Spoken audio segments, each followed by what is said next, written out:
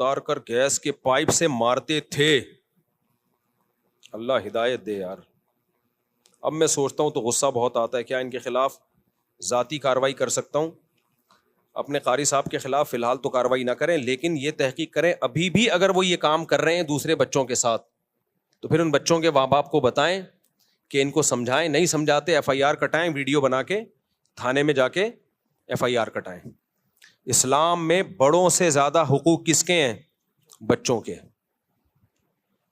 بچے کو صدقہ کرنے کی اجازت نہیں ہے, آپ اندازہ لگا لو, کیونکہ اس کا مال ذاتی مال ہے, آپ اس سے صدقہ نہیں کروا سکتے کیونکہ اس کا پیسہ ضائع ہو رہا ہے.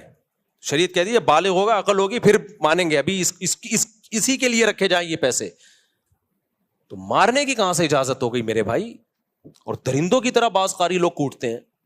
تو اس لیے مجھ سے لوگ پوچھتے ہیں کہ قاری بچوں کو مار سکتا ہے؟ میں جواب میں کہتا ہوں اس زمانے میں مارنا تو دور کی بات, کسی قاری کو, استاذ کو, چھوٹے بچے کی بات کر رہا ہوں, مارنا دور کی بات, ہاتھ لگانے کی اجازت نہیں ہے. ہاتھ لگانے کی صرف سر پہ پیار کرے بس, سر پہ ہاتھ رکھے بس, باڈی کو بھی ٹچ کرنے کی اجازت نہیں ہے. یہ فساد کا دور ہے.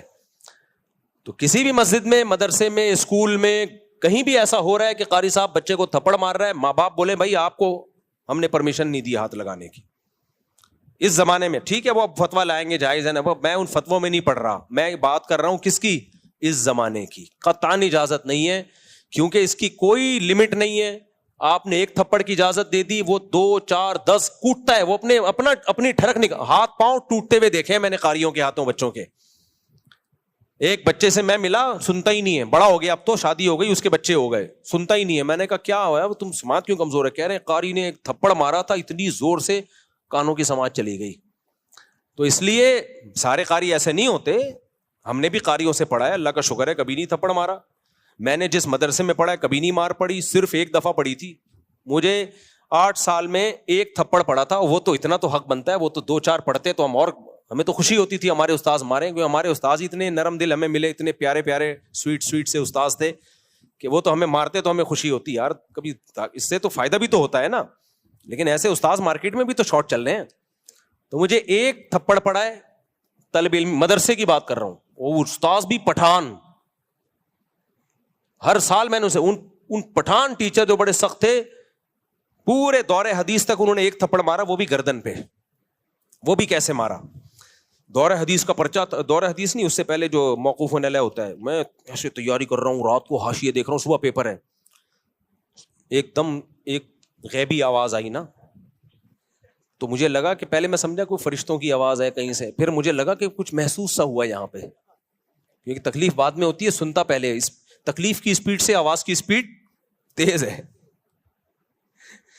تو مجھے یہ بھی اندازہ ہو گیا اس دن کی تکلیف کی محسوس کرنے کی اسپیڈ سے جو آواز کی اسپیڈ ہے, دیکھو سائنسدان اسی طرح تو فارمولے نکالتے ہیں. تو میں نے دیکھا یہ ہوا کیا ہے, تو میرے استاذ کھڑے ہوئے تھے, انہوں نے گردن پہ رکھ کے لگایا. انہوں نے کہا پورے سال تمیز سے محنت کرتے نا تو اس وقت ہاتھ پاؤں پھولے بھی نہیں. ان کو دیکھا امتحان میں تو ہاتھ پاؤں, تو ہمیں ذرا بھی دل میں ہمیں تو خوشی ہوتی تھی یار, ہم تو ویسے کہاں سے بخشے جائیں گے بھائی, تھوڑا سا استاذوں سے پٹ جائیں تو شاید اللہ بخشش کر دے, تو ہمیں تو خوشی ہوئی. بس وہ ایک لگا تھا. اور ایک سزا مجھے ملی ہے دور حدیث میں. دور حدیث میں آدمی پورا مولانا بن چکا ہوتا ہے. ہو یہ رہا تھا کہ ہم رات کو مطالعہ کرتے تھے, صبح کوئی طالب علم کتاب اٹھا کے کہیں اور رکھ دیتا تھا, وہ صفائی والا, وہ کتاب ہی نہیں ملتی تھی. 2 4 دفعہ ایسا ہوا سبق میں بیٹھے میں کتاب ہی نہیں ہے, وہ کتاب صفائی والا پتہ نہیں کہاں رکھ دیتا تھا. تو ہم 4 طالب علم تھے دور حدیث میں, چاروں کے پاس کتاب نہیں. تو ہمارے استاذ نے 2 دن 3 دن تنبیہ کی, اس کے بعد ہم چاروں کو مرغا بنا دیا. اچھے بڑے بڑے مرغے تھے, ہم چاروں بنے ہوئے مرغا. بس تھوڑی دیر بنائے رکھا, پھر ڈانٹا, بولا انسان کے بچے بنو, کتاب, تو پھر ہم کتاب لا کے بیٹھتے تھے بس. اور ایک اور یاد آ گئی مجھے ایک سزا. وہ سزا یہ تھی کہ مجھے روزانہ میرا واش روم کا ٹائم اس وقت تھا جب کلاس شروع ہوتی تھی. 1 دن 2 دن ہو گئے, استاذ نے دیکھا روز لیٹ آ رہا ہے, میرا ٹائمنگ سیٹنگ ہی ایسی ہو گئی تھی. تو مجھے استاذ نے تھوڑی دیر کھڑا رکھا کہ آپ کو اب آنے کی چندہ ضرورت نہیں ہے. وہ بھی پٹھان استاذ تھے, بس اتنا. پھر بھی ہم ٹوٹا پھوٹا پڑھ ہی لیے نا یار, خام ہمیں جنگلیوں کی طرح کوٹنا پیٹنا مارنا، اس سے بچے کے اخلاق خراب ہوتے ہیں. اور ایک اور واقعہ میں بار بار سناتا ہوں، یہ بعض ٹیچر اور استاذ کہتے ہیں کہ بچے مار کے بغیر پڑھتے نہیں ہیں، یہ بھی 100% غلط ہے. ایک مدرسے میں نے چند دنوں کے لیے پڑھایا، بلکہ چند دن ہی 6-7 مہینے کے لیے پڑھایا. میرے پاس 50 بچے تھے، چھوٹے چھوٹے پدے اتنے سے، یعنی ایک کلاس کے 2 حصے تھے، سیکشن اے سیکشن بی ہوتا ہے نا. تو 50 بچے میرے پاس، 50 بچے اسی کلاس کے سامنے ٹیچر کے پاس، اور کتابیں دونوں کی سیم. میں نے 6-7 مہینے میں نہ کسی کو تھپڑ مارا ہوگا، نہ کسی کو ڈانٹا ہوگا، مزے سے گپ شپ لگا کے لطیفے سنا کے ان کو میں نے پڑھا دیا. سامنے ٹیچر روزانہ بچے پٹ بھی رہے ہیں، کوئی مرغا بنا ہوا ہے، کوئی ایک ٹانگ پہ، کوئی ہیلی کاپٹر، کوئی بغیر کرسی کے بیٹھا ہوا ہے. سمجھ میں؟ اور میرے بچوں کا رزلٹ بھی وہی جو ان کے بچوں کا رزلٹ.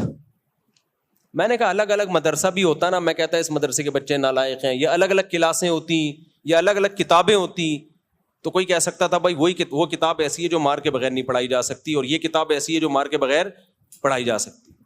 میں نے کہا میرا ایمان اور مضبوط ہو گیا. یہ جو کہتے ہیں نا مار کے بغیر بچے پڑھتے نہیں ہیں، یہ ان کی اپنی ٹھڑک ہوتی ہے، گھر میں بیوی کے ساتھ ان کا جھگڑا ہوتا ہے، مسائل ہوتے ہیں، یا یہ خود اتنے پٹے ہوتے ہیں بچپن میں کہ وہ پٹائی آگے پارسل کر رہے ہوتے ہیں.